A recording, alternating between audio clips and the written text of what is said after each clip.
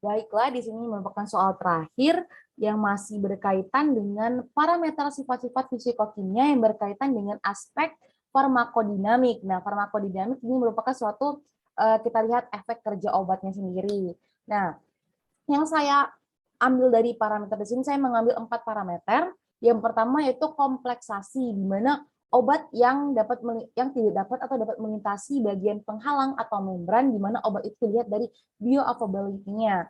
Nah, dari complexation ini, di mana medicine comes to our body, berarti dia akan melintasi bagian penghalang atau membran. Berarti ketika suatu obat atau senyawa obat yang dikonsumsi tadi, ketika dia bisa melintasi penghalang dari membran tadi, dia akan langsung memberikan efek kerja. Berarti misalnya saya ambil contoh mengenai obat atau paracetamol, di mana paracetamol merupakan salah satu obat antiinflamasi. Nah, ketika dia sudah melalui proses farmakokinetik tadi absorpsi, distribusi, metabolisme tadi. Nah, disinilah akan terjadinya proses metabolisme. Berarti dia obat itu akan masuk ke dalam tubuh dan dilihat oleh efeknya. Oleh karena itu, ketika kompleksasi ini diperlukan masuk ke dalam farmakodinamik karena dapat dilihat dari bioavailability obat tersebut. Nah, parameter kedua yang saya ambil itu merupakan aktivitas permukaan, di mana adanya suatu surfaktan sebagai bahan yang dapat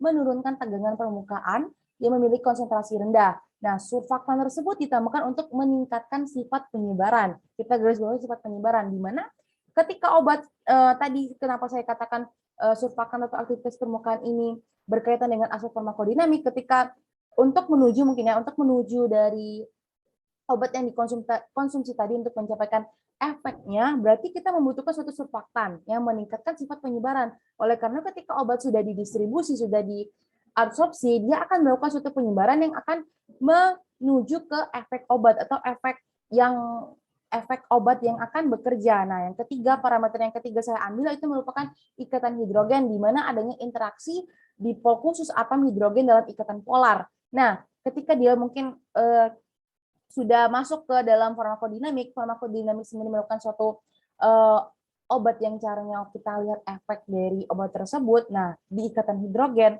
Nah, berarti ketika suatu ikatan hidrogen yang bekerja atau berinteraksi ketika sudah meminum obat tadi, dia akan masuk ke dalam tubuh dan memberikan efeknya. Sama seperti mungkin di bagian ke parameter keempat yang saya ambil itu mengenai ionisasi obat, di mana sebagian besar obat itu merupakan asam atau basa lemah, di mana dia juga akan bekerja menuju reseptor. Nah, oleh karena itu dari 4 parameter yang saya ambil tadi, kompleksasi, aktivitas permukaan atau surfaktan tadi, ikatan hidrogen, ionisasi obat, dia akan bekerja menuju reseptor. Nah, reseptor ini yang akan memberikan efek obat yang diminum, seperti yang tadi paracetamol yang saya contohkan, di mana dia akan memberikan suatu efek antiinflamasi jika kompleksasi atau bioavailability, aktivitas permukaan yang berjalan dengan baik. Oleh karena itu dibutuhkan mungkin suatu ikatan hidrogen. Ketika kita mengkonsumsi obat, dia juga